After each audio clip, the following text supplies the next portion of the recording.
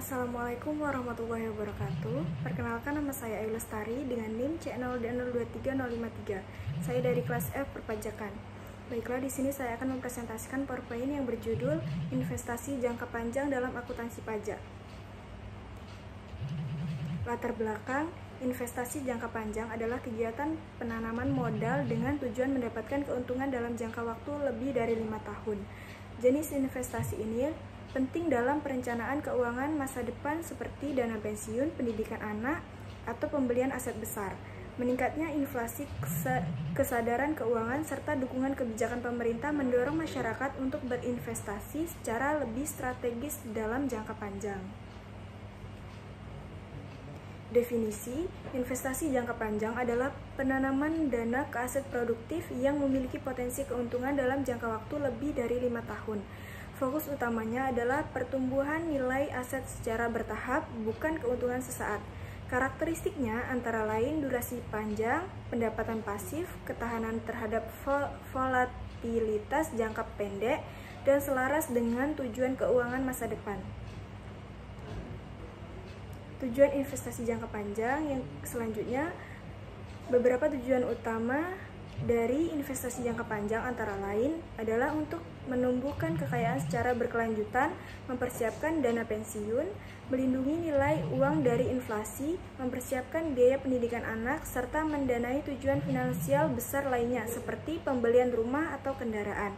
Selain itu, investasi ini juga mendorong disiplin keuangan, membentuk kebiasaan menabung, dan mengajarkan manajemen risiko sejak dini.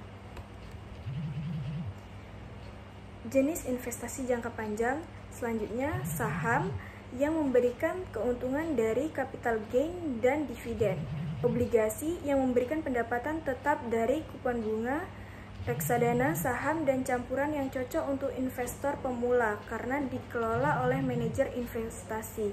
Kemudian properti yang nilainya cenderung meningkat dan bisa menghasilkan pendapatan sewa.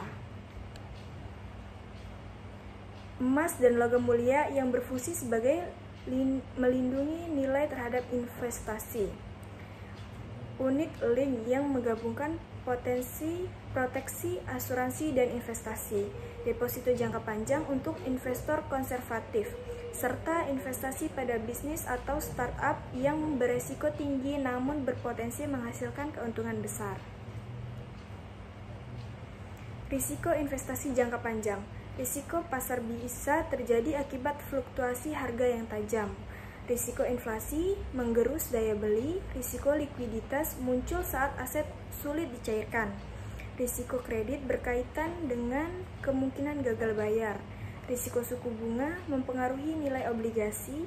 Ada juga risiko salah valuasi, risiko manajerial, dan risiko politik atau regulasi. Semua risiko ini harus diperhitungkan secara matang sebelum berinvestasi. Strategi investasi jangka panjang. Ada 7, yaitu strategi buy and hold, yaitu membeli dan mempertahankan aset untuk jangka panjang. Selanjutnya, diversifikasi portofolio untuk mengurangi risiko dengan menyebar investasi ke berbagai instrumen. Yang ketiga, dollar cost averaging, yaitu investasi rutin dalam jumlah tetap tanpa memperhatikan kondisi pasar. Selanjutnya, analisis fundamental untuk menilai kekuatan dan prospek aset atau perusahaan. Selanjutnya, reinvestasi keuntungan agar terjadi pertumbuhan berbunga.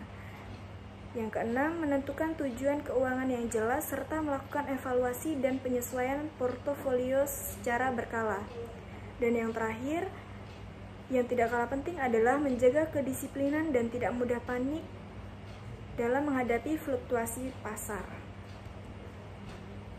Kesimpulannya adalah, sebagai investasi jangka panjang merupakan strategi yang penting dalam perencanaan keuangan baik individu maupun perusahaan. Dengan memahami jenis, tujuan, risiko, dan strategi yang tepat, investasi jangka panjang dapat menghasilkan pertumbuhan kekayaan yang stabil dan berkelanjutan. Sekian presentasi dari saya. Apabila terdapat banyak kesalahan, saya mohon maaf yang sebesar-besarnya. Saya akhiri. Wassalamualaikum warahmatullahi wabarakatuh.